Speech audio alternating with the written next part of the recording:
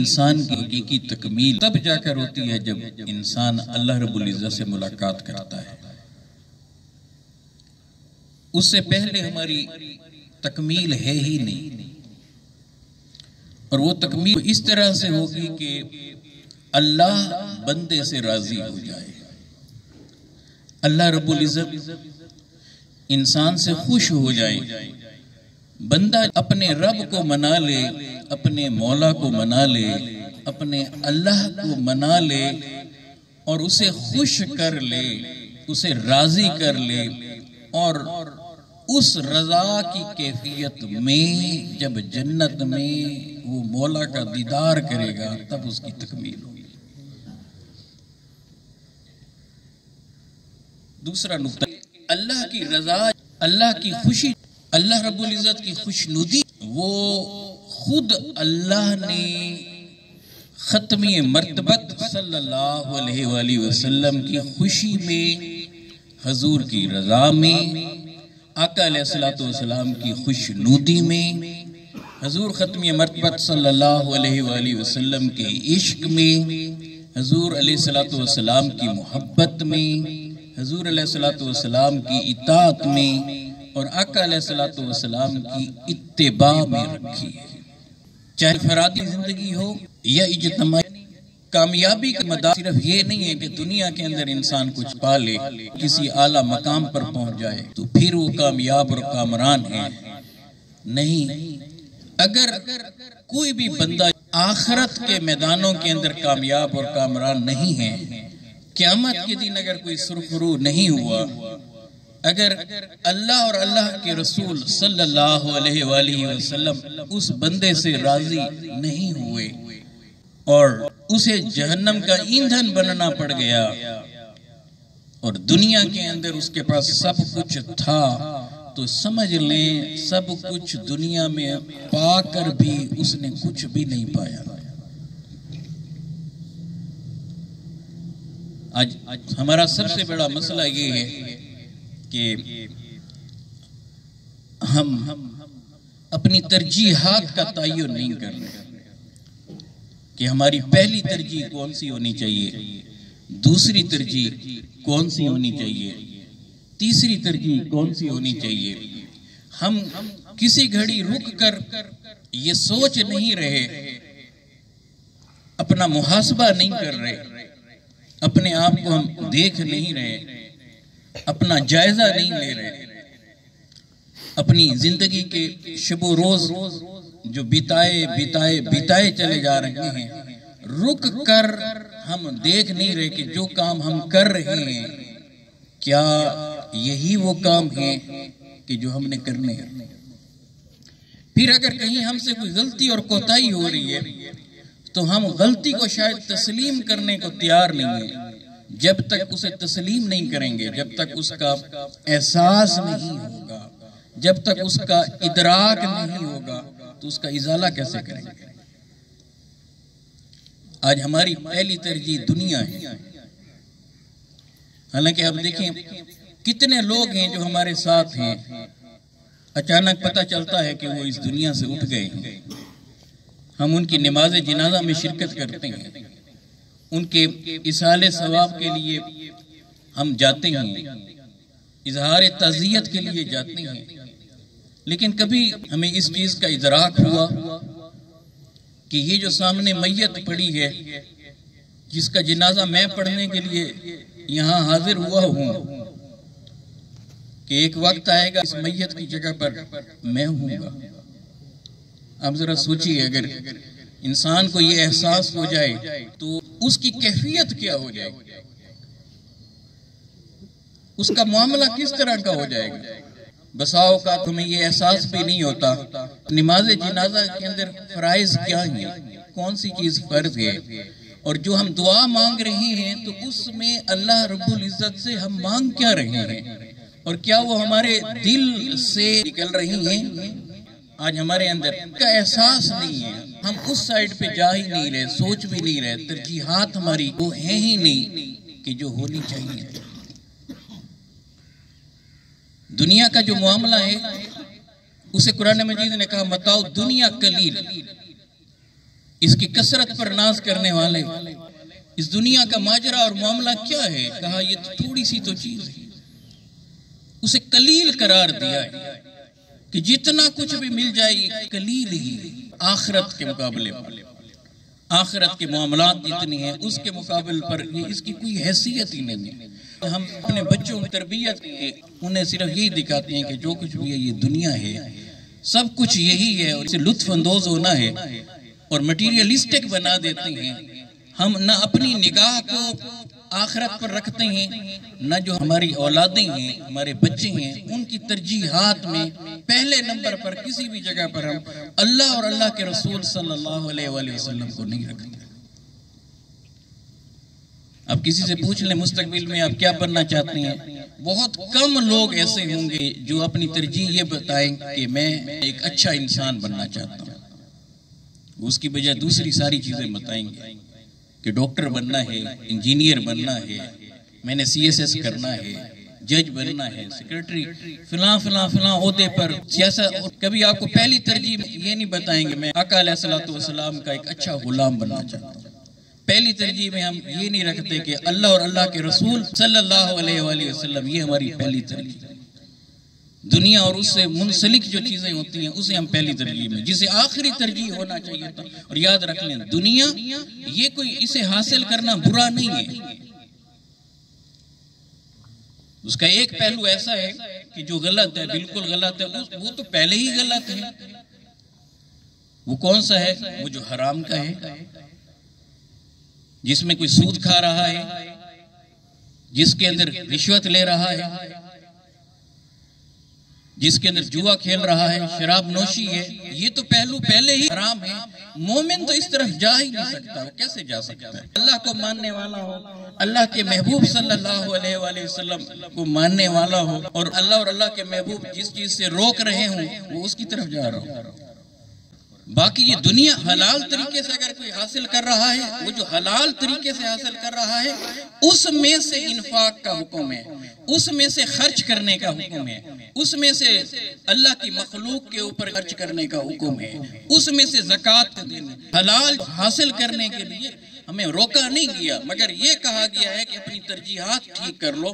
دنیا کے اندر بھی تم نقطہ کمال تک پہنچنا چاہتے ہو تو کوئی بات نہیں ہے، مگر جو دنیا ہے وہ تمہارے دل کے اندر نہ آ جائے، تمہارے دل کے اندر اللہ اور اللہ کے محبوب صلی اللہ علیہ وسلم۔ آج تھوڑا سا اگر کسی کے پاس آ رہا ہے وہ اس پر اکتفا نہیں کریں گے، کہتے ہیں کہ یہ ہم سب کچھ کس لیے کر رہے ہیں کہ ہمارا مستقبل اچھا ہو جائے گا۔ مادیت پسندوں کی یہ سوچ۔ ایک ماہی گیر تھا، وہ عصر کے وقت اپنی کشتی کے اندر بیٹھا لطف اندوز ہو رہا تھا، سمندر کے کنارے سمندر کے منظر کو دیکھ رہا تھا۔ ایک بہت بڑا بزنس میں صنعت کار امیر شخص اس سے کہنے لگا کہ یہ تم یہاں کیوں بیٹھے؟ اس نے کہا بھئی آج کی مچھلیاں یہ میں نے پکڑ لی ہیں۔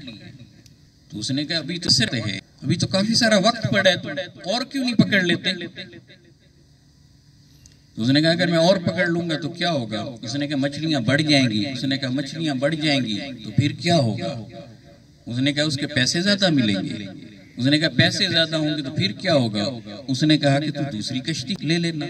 اس نے کہا دوسری کشتی آ جائے گی پھر کیا ہوگا؟ اس نے کہا پھر تیسری لے لینا۔ تیسری آ جائے، اس نے کہا چوتھی لے لینا۔ اس نے کہا جب اتنی کشتیاں ہوں گی، اس نے کہا تیرا کشتیوں کا بیڑا بن جائے گا۔ اس نے کہا اگر ایسا ہو گیا، اس نے کہا ممکن ہے کہ تو ایک چھوٹا سا جہاز لے لے۔ اس نے کہا جہاز لے لوں گا پھر کیا؟ اس نے کہا اس سے تیری تجارت بڑھ جائے گی۔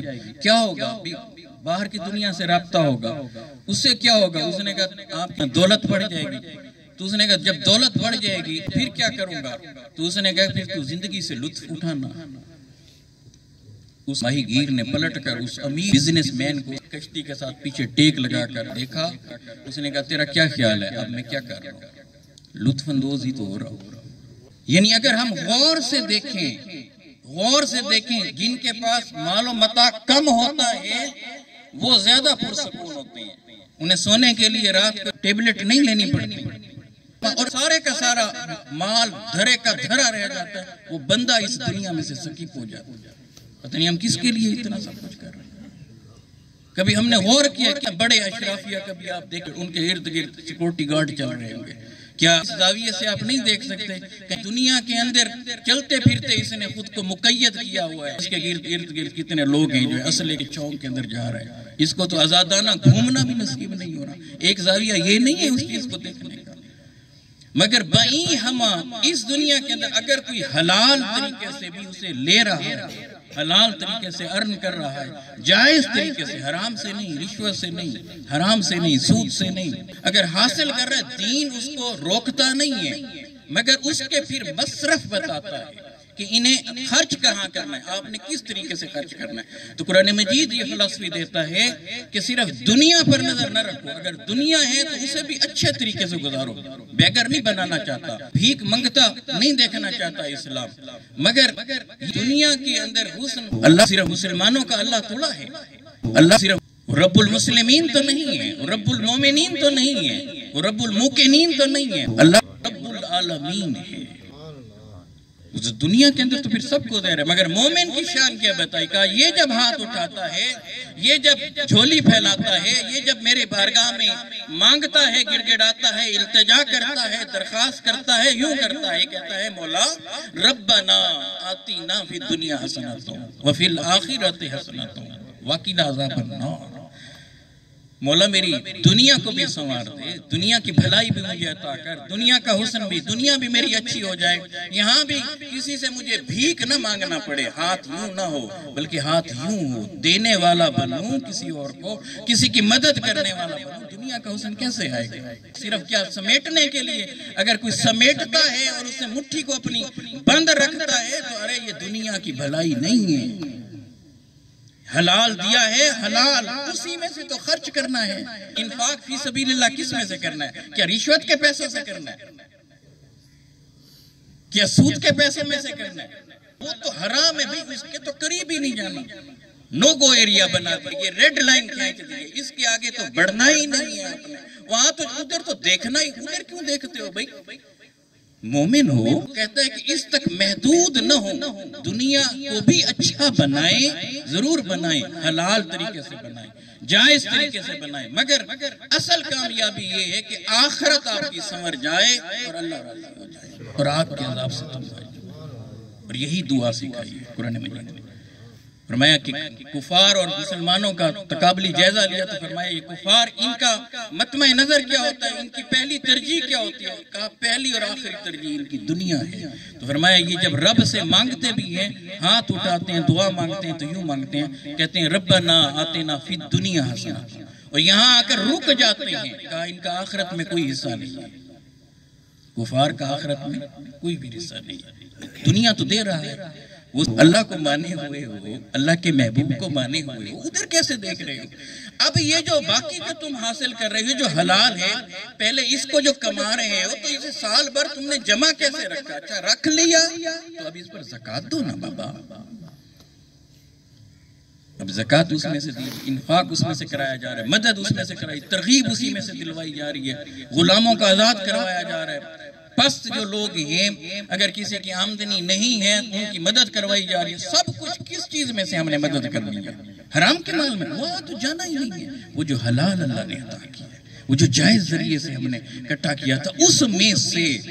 دراصل آج ہم تربیت ہی نہیں کر رہے، ہمارا انداز بالکل مختلف ہو گیا ہے۔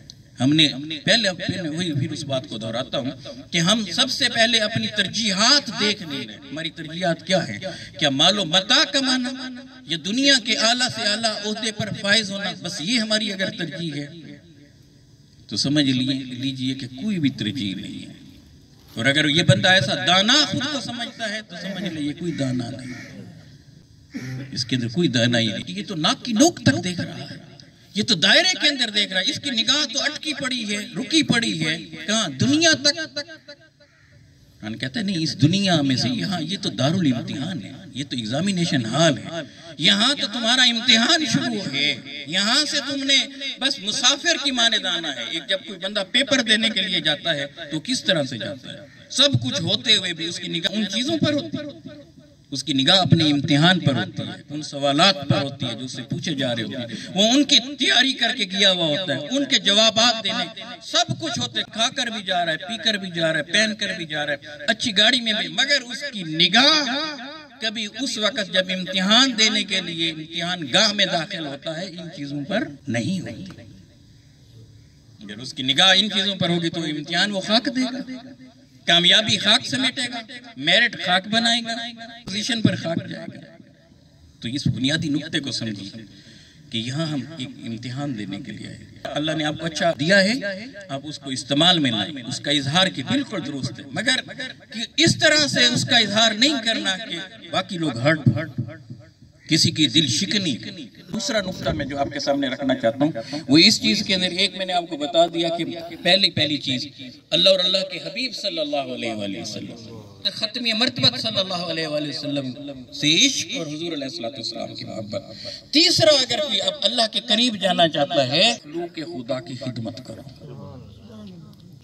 صحیح مسلم کی روایت حدیث قدسی ہے. ختمی مرتبہ علیہ السلام فرماتے ہیں کہ اللہ رب العزت فرماتا ہے کہ قیامت کے دن ہوگا ایک بندہ ہے، اللہ رب العزت اس سے مخاطب ہوں گے اور اللہ رب العزت بندے سے فرمائیں گے اے بندے دیکھ میں بھوکا تھا، تو نے مجھے کھانا نہیں کھلایا. پھر باری تعالیٰ فرمائیں گے اس بندے سے میں پیاسا تھا، تو نے مجھے پلایا نہیں. پھر فرمائیں گے میں بیمار تھا، تو نے میری تیمارداری عیادت علاج معالجہ نہیں کروایا. پھر فرمائیں گے میں بے لباس تھا، تو نے مجھے لباس نہیں پہنایا. جب باری تعالیٰ فرمائیں گے کہ میں بھوکا تھا تو بندہ عرض کرے گا بندہ انت رب العالمین، تو رب العالمین، عالمین کو تو پالتا ہے، تو ہی پالنے والا ہے، تو کیسے بھوکا ہو سکتا. ایک نقطہ اسے ذہن میں رکھیں، اللہ جسم اور جسمانیت سے پاک ہے، جسم اور جسمانیت سے بے مثل ہے. مگر آپ دیکھیں بات کس طرح سے کر رہا ہے، کہہ رہے مجھے بھوک اور رب کو. تو یہ اصل میں امت کو کیا چیز دی جا رہی ہے؟ انسانیت کی طرف متوجہ کیا جا رہا ہے. انت رب العالمین، تو عالمین کا رب ہے. پھر جب کہے گا نا کہ میں پیاسا تھا تو نے مجھے پلایا نہیں، تو پھر وہ بندہ عرض کرے گا مالک انت رب العالمین. پھر اللہ کہے گا کہ میں بیمار تھا، تو نے میرا علاج معالجہ نہیں کرایا. تو بندہ پھر کہے گا انت رب العالمین. پھر کہے گا کہ میں بے لباس تھا، تو نے لباس نہیں پہنایا مجھے. تو بندہ کہے گا انت رب العالمین. باری تعالیٰ تو عالمین کا رب ہے. جب بندہ یہ کہے گا نا انت رب العالمین، رب تعالیٰ جواب دے گا اے میرے بندے میرا فلاں بندہ جب بھوکا تھا، اگر تو اسے کھانا کھلا دیتا نا تو مجھے وہیں پاتا. تو اللہ کو پانے کا کیا مطلب ہے؟ یعنی تو مجھے تب خوش کر لیتا، تو مجھے راضی کر لیتا، میں ویسے وہاں راضی ہو جاتا تو میں اسے کھلایا تھا. کہا کہ میں پیاسا تھا، تو نے مجھے پلایا نہیں. تو وہ کہے گا انت رب العالمین. اللہ کے جواب میں کہیں گے کہ میرا فلاں بندہ پیاسا تھا، اگر تو اسے پلا دیتا، مشروب دیتا تو مجھے وہیں پاتا، تو مجھے وہیں پاتا.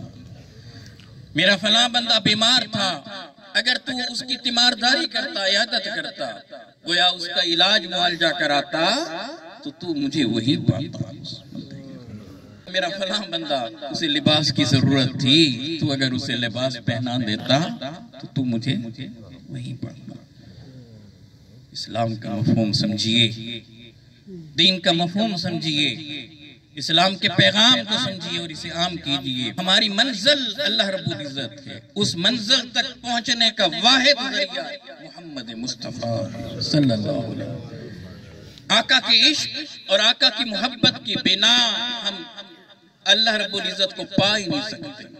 اور پھر حضور علیہ السلام کی تعلیمات، دین کی تعلیمات کا نچوڑ یہ ہے کہ اللہ کی مخلوق کی خدمت میں لگ جاؤ، اللہ کی مخلوق کی خدمت کرو، انہیں دھوکہ مت دو، لیگ پولنگ نہ کرو، کیئر کرو. کیئر کرنے والے بنے، احساس کرنے والے. بڑا سینسیٹیو بناتا ہے دین. وہ بندہ مومن اور اس کے دوسرے کے لیے احساس نہ. آخرت کی کامیابیاں سمیٹنی ہے تو مخلوق کی خدمت کے اندر لگ. انسان اور کچھ نہیں کر سکتے، کچھ نہیں کر سکتے، کم از کم مخلوق کا احترام تو کرو. وہ جو دین جنگ کے اندر بھی کسی کے اعضاء کا مسئلہ نہیں کرنے دیتا، کسی کے چہرے کو مسخ نہیں کرنے دیتا۔ اللہ ہماری منزل ہے، اس میں کوئی دوسرا پہلو نہیں ہے۔ حضور کے عشق کے بغیر نجات ممکن نہیں ہے، اس میں کوئی دوسرا پہلو نہیں ہے۔ آقا کی بارگاہ میں کوئی بے ادبی اور گستاخی کرے ذرا سے، وہ موت کا مستحق بنتا ہے، اس میں کوئی دوسرا پہلو نہیں ہے، کوئی دوسرا پہلو نہیں ہے، کوئی دوسرا پہلو۔ حضور کے بعد کوئی پیدا ہونے والا قیامت تک پیغمبر، نبی اور رسول نہیں بن سکتا، نہیں بن سکتا، نہیں بن سکتا، اس میں کوئی دوسرا پہلو نہیں۔ اور یہ ساری چیزیں یہ اپنی جگہ پر ہیں، مگر ہر ایک انسان کو ہر چیز کو اپنے ہاتھ میں لے کر اپنی سوچوں کے مطابق دوسروں کے اوپر اپنے معاملات کو مسلط کرنے کی اجازت بھی ہمارا دین نہیں دیتا۔ لا اکراہ فی الدین، زبردستی یہ بھی نہیں کہتا کہ کسی کو کلمہ پڑھاؤ۔ حالانکہ زاروں قطار روتے تھے، زاروں قطار کس کے لیے روتے تھے؟ کہ یہ انسان جہنم کا ایندھن نہ بن جائے۔ پتھر کس کے لیے کھاتے تھے؟ تاکہ یہ انسان جہنم کا ایندھن نہ بن جائے۔ کانٹوں پر کس کے لیے چلتے تھے؟ کہ یہ انسان جہنم سے بچ جائے۔ ہجرتیں کس کے لیے کی تھی؟ کس کے لیے؟ اللہ کے اس پیغام اور اس مشن کو سر بلند رکھنے کے لیے۔ اس لیے یاد رکھیے، مخلوق خدا کی خدمت، اس کے اندر اللہ کی قربت ہے، اللہ کی رضا ہے، اللہ کی محبت ہے۔ اور اگر کچھ بھی نہیں ہے پھر بھی کیا کریں؟ پھر کا جو سامنے آ جائے اس کا احترام تو کر لیا کریں، اس کا احترام تو، اس کی عزت تو کیا کریں، اس کی عزت تو کیا کریں۔ سورہ فجر کو اٹھا کر پڑھیں، وہاں کہا کہ ایک وجہ جہنمیوں کی یہ بیان کی کہ یہ کیا کہ جب یتیم ان کے پاس آتے تھے نا، لا تکرموا الیتیم، یہ دینا تو دور کی بات تھی، کہا کہ ان کی عزت بھی نہیں کرتے تھے۔ یتیموں کی عزت کرنے کا حکم ہے، مسکینوں کی عزت کرنے کا حکم ہے۔ وہ جو دین مانگنے کی مذمت کرتا ہے، لیکن اگر کہتا ہے تمہارے سامنے کوئی منگتا آ گیا ہے، مانگنے والا آ گیا ہے، اسے دیں یا نہ دیں، وہ حقدار ہے یا نہیں، یہ بات کا معاملہ ہے۔ قرآن کہتا ہے اما السائل فلا تنہر، منگتے کو بھی چھیڑے کو تو نہ، ڈانٹ تو نہیں۔ کیا پتا وہ پروفیشنل ہے یا ضرورت مند ہے، واقعتاً ڈانٹ تو نہیں، اپنا اخلاق تو نہ برباد کر، اپنے اخلاق اور معیار سے تو نیچے نہ گر۔ عزت کرنے کی بات کرتا انسان کی، اور انسان کی بات کرے قسمیں اٹھا اٹھا کر کرے قرآن۔ والتین والزیتون وطور سینین وہذا البلد الامین، انسان کی بات کرے تو اس طرح سے دین کی اس مفہوم کو سمجھیے اور انسانیت کی خدمت میں لگ جائے۔ اللہ اور اللہ کے محبوب کے ساتھ محبت کیجیے، اتنا آسان دین ہے۔ اللہ اور اللہ کے محبوب کے ساتھ محبت کریں اور مخلوق خدا کی خدمت میں لگ جائیں تو سمجھ لیں کہ اللہ بھی راضی ہے، اللہ کا محبوب بھی راضی ہے۔